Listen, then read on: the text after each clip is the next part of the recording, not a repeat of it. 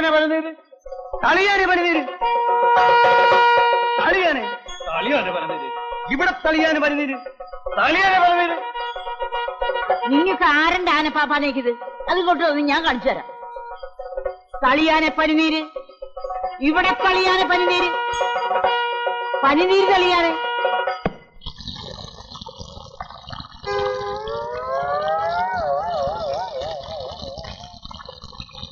പനിനീരം തെളിച്ച് പിന്നോപ്പിച്ചു. ഇപ്പൊ ഉമ്മറ മെനകേടായപ്പോ നമുക്ക് സമാധാനമായല്ലോ. എടോ, ഈ പിണ്ടൊക്കെ വേഗം ഇവിടുന്ന് പോരി കളഞ്ഞോ, ഇല്ലെങ്കിൽ ചേട്ടൻ വന്ന് കണ്ടാ മതി, തിന്നുകളയും. നിന്റെ ചേട്ടൻ ആനപ്പിണ്ടല്ലേ നില്ലണത്? ഒന്ന് പോടാ അവിടുന്ന്. നീ പഠിപ്പിക്കര തളിയാനെ പനിനീര്, അങ്ങോട്ട് തളിയാനെ പനിനീര്.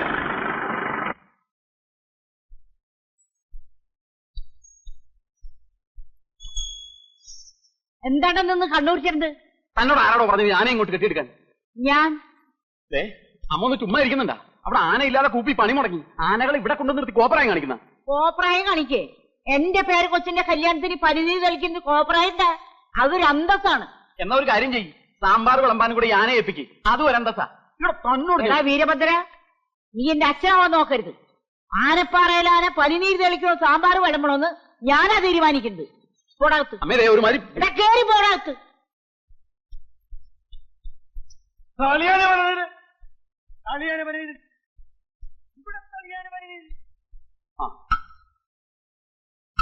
ഏട്ടൻ ഇവിടെ ഉണ്ടായിട്ടാണ് അമ്മയെ കൊണ്ട് തോന്നിയാസമൊക്കെ ചെയ്യിക്കുന്നത്.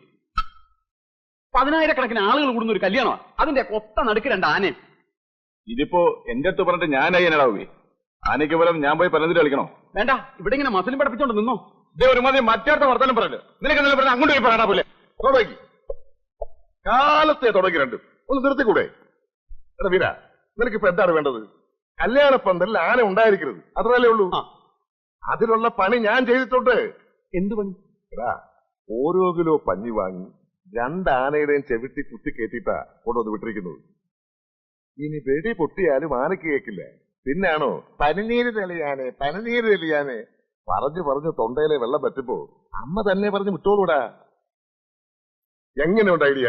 കൊള്ളാം കൊള്ളാം കൊള്ളാം. ആനയുടെ ചവിട്ടില് മാത്രമല്ല, നിന്റെ അമ്മയുടെ ചവിട്ടിലും വെക്കണ പഞ്ഞി. ഇതേ ഒരു കാര്യം ഞാൻ പറഞ്ഞേക്കാം, അമ്മയില്ലാത്ത ഒരു കൊച്ചിന്റെ കല്യാണ ഇത്. പന്തലിലെ ആനയെന്നല്ല അമ്പാരിയും വെടിക്കെട്ടും ഒക്കെ ഉണ്ടാവും. നല്ല മനസ്സുള്ളവര് മാത്രം അവിടെ നിന്നാ മതി, മനസ്സിലായ?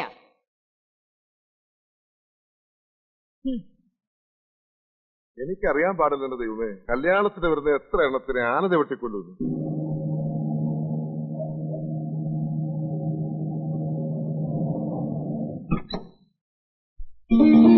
ആ വന്നല്ലോ രാജകുമാരി, അച്ഛമ്മയുടെ പൊന്നുമോള് വന്നല്ലോ. അച്ഛമ്മേ, അല്ല മന്ത്രിക്ക് കോളേജിൽ വലിയ യാത്രയൊക്കെ ആയിരുന്നു കേട്ടു. ഓ, അങ്ങനെ അങ്ങോട്ട് കളിയാക്കണ്ട. ഇപ്പൊ കോളേജിൽ ഇതൊക്കെ പതിവുള്ളതാ അല്ലേ മാലു? പിന്നെ എന്റെ കല്യാണത്തിന് കോളേജിൽ നിന്ന് മുഴുവൻ കുട്ടികളും കൂടി എന്നെ കാറിക്കൊണ്ടുവന്ന് ആക്കായിരുന്നു. ഈ മരക്കൊന്നനെ കെട്ടാൻ വേണ്ടിട്ട് നിന്നെ കോളേജിൽ നിന്ന് പടയേറ്റ് കൊണ്ടുവന്ന് ആക്കണ്. വാ മോളെ. ഇളയച്ച, അച്ഛനെവിടെ പോയി? ചേട്ടൻ വക്കീലിനെ കൂട്ടി നിന്റെ മന്ത്രിയെ കാണാൻ പോയിരിക്കാ. പോയിട്ട് നേരം കുറെ ആയി, കാണാൻ പറ്റിയിട്ടുണ്ടാവൂല. ഒന്ന് പോട നീ, കാണാൻ പറ്റാതിരിക്കുക. അയാൾ എന്താ മാഞ്ഞു പോയ?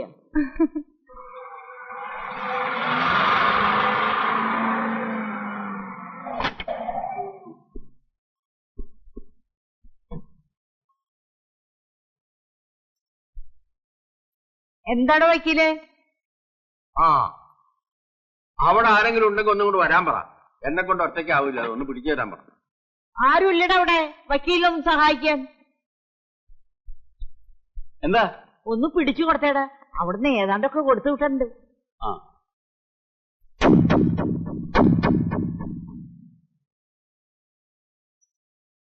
അയ്യോ അച്ഛൻ, നോക്കി കണ്ണുകൊണ്ട് പിടിക്കേ.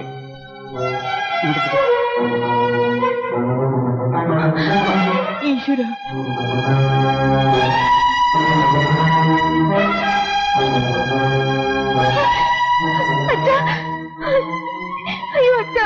നിങ്ങളൊന്നും മാറി എത്തിയിട്ട് ആദ്യം കൊള്ളട്ടെ. വലിയ എന്താ പറ്റിയത്?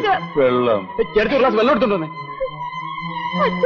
ചേട്ടാ എന്താ പറ്റിയേ? വിഷമം എന്താണെന്ന് പറയേ. എന്താണ് വക്കീലേ, എന്താ ഉണ്ടായത്? തന്റെ വായിൽ നാവില്ലേ? എന്താ പറ്റിയെന്ന് പറ. ഞാനത് എങ്ങനെയാ പറയണത്? തൊള്ളോണ്ട് താനത് പറയണ്ടോ? ഈ കല്യാണം നടക്കൂല.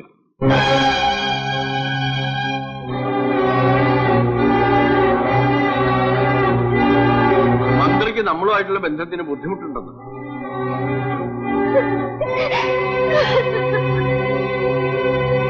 മന്ത്രിയെ കൊണ്ട് അങ്ങനെ പറയിച്ചതാ നമ്മുടെ കൊച്ചിന്റെ കല്യാണം മുടക്കാൻ. താൻ എന്താ പറഞ്ഞത്? ആനപ്പാറയിലെ കൊച്ചിന്റെ കല്യാണം മുടക്കിയതോ? ആർക്കാണോ അതിന് ധൈര്യം ഉള്ളത്? പറയണോ? ഈ നാട്ടിൽ ആർക്കാണ് ധൈര്യം ഉള്ളതെന്ന്? അതിനെന്റെ കോങ്ങയ്ക്ക് പിടിച്ചിട്ടെന്താ കാര്യം? പിടിക്കുന്നെങ്കിൽ അയാളുടെ കോങ്ങയ്ക്ക് പോയി പിടിക്കണം. ആ 500 അയാളാ ഈ കല്യാണം മുടക്കിയത്.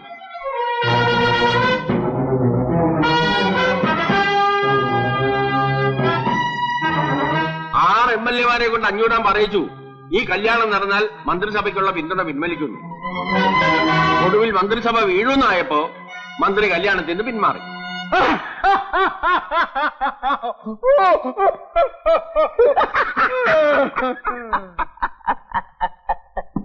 ഈ 500 ആനെ തോൽപ്പിക്കാൻ ആനപ്പാറക്കാർക്ക് ആഭ്യന്തരമന്ത്രി ആനപ്പാറക്കാർ എന്റെ മുമ്പിൽ മുട്ടുകുത്തിയാണ് ഞാൻ തുപ്പിയത്. അത് നീ എന്താ തുപ്പണത്? മുതലാളി എന്റെ വായി തുപ്പിയിട്ട്. അത് നീ തുപ്പടത്തോന്ന് കോണാമ്പി പോലെ വായ പൊളിച്ചിട്ടുണ്ടേ. അങ്ങോട്ട് മാറിയിടാ. മാറിയിരുന്ന ചെവിയേക്കൂല മുതലാളി. കേട്ടിട്ടെന്തിനാ മലമറയ്ക്കാനോ? അങ്ങോട്ട് മാറിയിടാ.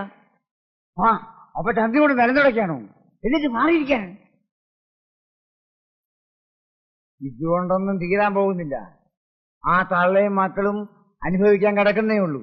കൊല്ലോടാ ആ കിളവരി, ഞാനിന്ന് കൊല്ലോടാ, കൊല്ലും. അമ്മേ എന്താ ഇത്? ഇതിനൊക്കെ ചോദിക്കാനും പറയാനും ഇവിടെ ഞങ്ങളൊക്കെ ഇല്ലേ?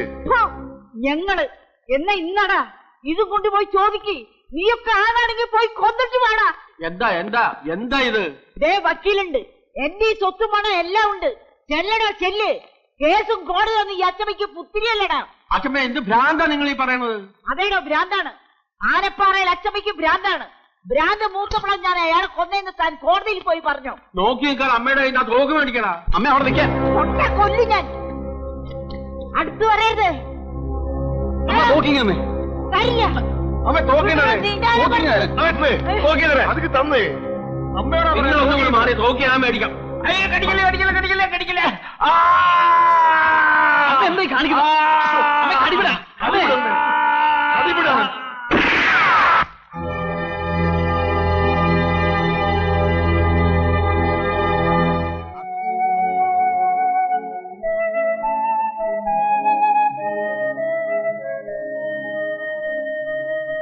കൊണ്ടുപോണ്ടോ നീ? അവന്റെ ഒരു വിശറി. അകത്ത് പറയുന്നത് തീയാനുള്ള തീ. അത് വീശി കെടുത്ത നീ ആദ്യം. എടാ നിന്റെയൊക്കെ അച്ഛൻ മരിക്കണവരെ 500 തോറ്റിട്ടില്ല. തോക്കാൻ ഞാൻ സമ്മതിച്ചിട്ടില്ല. നിന്നെയൊക്കെ പ്രസവിച്ച കണക്കിൽ പോലും ഞാൻ വിട്ടുകൊടുത്തിട്ടില്ല. അവിടെ 500 ഭാര്യ 4 പ്രസവിച്ചപ്പോ ഇവിടെ ഞാനും പ്രസവിച്ചടാ. നിങ്ങൾ 4 തടിയന്മാരെ. പക്ഷേ ഇപ്പോഴാണ് എനിക്ക് മനസ്സിലാവണത് 500 ജനിച്ചത് ആണുങ്ങളും എനിക്ക് ജനിച്ചതൊക്കെ ആണും പെണ്ണും കെട്ടവന്മാരാണെന്ന്. ഭൂമി ദേഷ്യപ്പെട്ട കൊണ്ടായില്ല. അമ്മ പറയുന്നതിലും കാര്യമുണ്ട്. നിങ്ങളെപ്പോലെ 4 ആൺമക്കളല്ലേ അവിടെ 500 ഉള്ളൂ. എന്തുകൊണ്ട് ഇത്രയും കാലമായിട്ട് നിങ്ങൾക്ക് അവരെ ജയിക്കാൻ പറ്റിയിട്ടില്ല? ബുദ്ധിയില്ലാഞ്ഞിട്ടോ ശക്തിയില്ലാഞ്ഞിട്ടോ പണമില്ലാഞ്ഞിട്ടോ ഒന്നുമല്ലല്ലോ. നിങ്ങളെക്കാൾ യോജിപ്പ് അവന്മാർക്ക് അവിടെ ഉള്ളതുകൊണ്ടാ. അവിടെ 500 പറയുന്നു, മക്കൾ അനുസരിക്കുന്നു. ഇവിടെ അതാണോ സ്ഥിതി? നിങ്ങൾക്ക് ഓരോരുത്തർക്കും നിങ്ങളുടെ ഭാര്യമാർ പറയുന്നതല്ലേ വലിയ കാര്യം? അങ്ങനെ പറഞ്ഞു കൊടുക്ക് വക്കീൽ അങ്ങോട്ട്.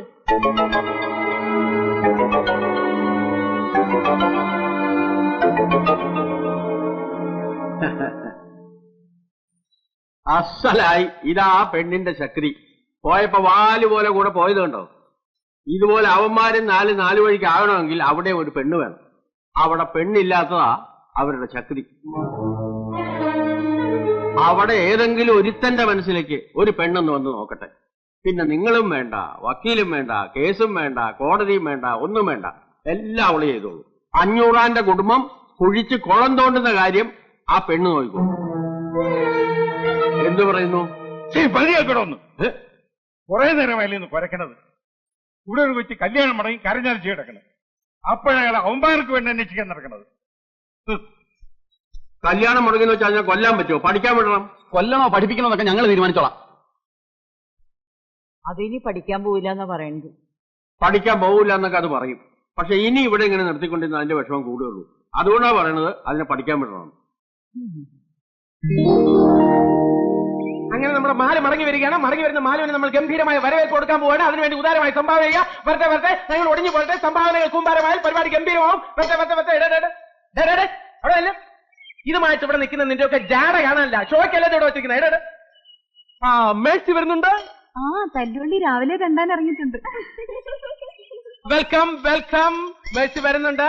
മേഴ്സി, ഞങ്ങളോട് അല്പം മേഴ്സി കാണിക്കണം. ഇതിനകത്ത് കാര്യമായിട്ട് എന്തെങ്കിലും ഇടണം. മടങ്ങി വരുന്ന മാലുവിന് ഒരു വരവേൽപ്പ് കൊടുക്കാൻ വേണ്ടിയിട്ടാണ്. പ്ലീസ്. ഇല്ല ഒന്നുമില്ല. കാശില്ലെന്നാണോ മനസ്സില്ലെന്നാണോ? മനസ്സില്ല. മനസ്സ് വേണ്ട, കാശ് മതി. നാണല്ലോ. എന്തിനാ നാണിക്കുന്നത്? ഓശാരത്തിനല്ലോ, നല്ലോണം തെണ്ടിയിട്ടല്ലേ. കാശിലേ പറഞ്ഞാൽ മതി, അങ്ങോട്ട് തരാം. മായൻകുട്ടി, ഇടാം ഇടാം, ആർക്ക് വിടാം? ഏത് 500 മോന് വിടാം. ഇട്ടോളൂ. തെണ്ടിക്കണം. എന്തെങ്കിലും പറഞ്ഞാ ഉടനെ പാട്ട എടുത്ത് തെണ്ടിക്കണം. എടാ, ഈ പരിപാടി ഞാൻ പ്ലാൻ ചെയ്താണെങ്കിൽ അതിന്റെ ചെലവ് വഹിക്കാനും എനിക്കറിയാം. ഇത് ആ ചെലവ് വഹിക്കാനുള്ളതല്ല. അറിയാം, നിനക്ക് വഹിക്കാനുള്ളതാണെന്ന് എനിക്കറിയാം. അങ്ങനെ നീ വഹിക്കണ്ട. അയ്യേ, ഇതിപ്പോ നിന്റെ പോക്കറ്റിൽ കിടന്നാലും എന്റെ പോക്കറ്റിൽ കിടന്നാലും എന്താണ് വ്യത്യാസം? ഒരു വ്യത്യാസം ഇല്ലല്ലോ. അപ്പൊ ഇതിവിടെ തന്നെ കിടക്കട്ടെ. ഇവർക്കാർക്കും വിരോധമില്ല, എനിക്ക് പ്രശ്നമില്ല. ഏതായാലും അവർക്ക് നമ്മൾ കൊടുക്കുന്ന വരവേൽപ്പ് ഗംഭീരമായിരിക്കണം. അവരുടെ കൂട്ടുകാരികൾ കൊടുത്ത യാത്രയപ്പിനേക്കാൾ ഗംഭീരമായ വരവേൽപ്പ്. ഓക്കെ.